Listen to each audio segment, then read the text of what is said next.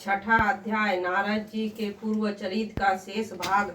श्री सूत जी कहते हैं, शौनक जी, देवर्षि नारद के जन्म और साधना की बात सुनकर सत्यवती नंदन भगवान श्री व्यास जी ने उनसे फिर यह प्रश्न किया। श्री व्यास जी ने पूछा, नारद जी, जब आपको ज्ञानोपदेश करने वाले महात्मा गण चले गए तब आपने क्या किया? उस समय तो आपकी अवस्था बहुत छोटी थी। स्वभावभू आपकी शेष आयु किस प्रकार व्यतीत हुई और मृत्यु के समय आपने किस विधि से अपने शरीर का परित्याग किया? देश काल तो सभी वस्तुओं को नष्ट कर देता है, उसमें आपकी इस पूर्व कल्प की स्मृति का कैसे नाश नहीं किया? श्री नारद जी ने कहा, मुझे ज्ञानोपदेश करने वाले महात्मा गण जब चले गए तब मैंने इस प्रकार अपना जीवन व्यतीत किया। अद्यपि उस समय मेरी अवस्था बहुत छोटी थी। मैं अपनी माँ का इकलौता लड़का था। एक तो वह स्त्री थी, दूसरे मूढ़ और तीसरे दासी थी। मुझे भी उसके सिवा और कोई सहारा नहीं था।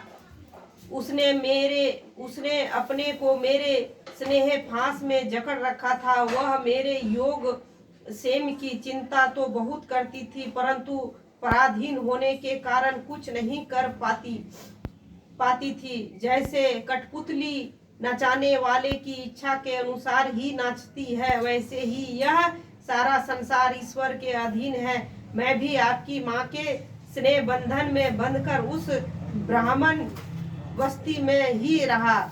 मेरी अवस्था केवल 5 वर्ष की थी। मुझे दिशा, देश और काल के संबंध में कुछ भी ज्ञान नहीं था। एक दिन की बात है, मेरी माँ गो दूहने के लिए रात के समय घर से बाहर निकली। रास्ते में उसके पैर से सांप छू गया।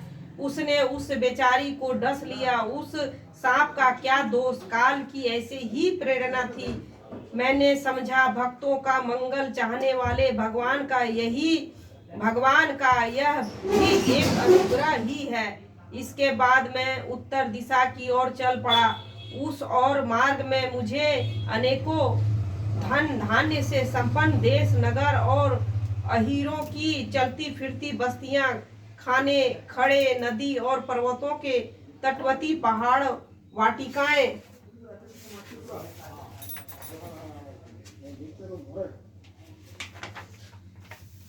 वाटिकाएं, वन उपवन और रंग बिरंगी धातुओं से युक्त विचित्र पर्वत दिखाई पड़े। कहीं कहीं जंगली वृक्ष थे जिनकी बड़ी बड़ी शाखाएं हाथियों ने तोड़ डाली थी। शीतल जल से भरे हुए जलाशय थे जिनमें देवताओं के काम में आने वाले कमल थे। उन पर पक्षी तरह तरह की बोली बोल रहे थे और भौरे मंडरा रहे थे। यह सब देखता हुआ मैं आगे बढ़ा।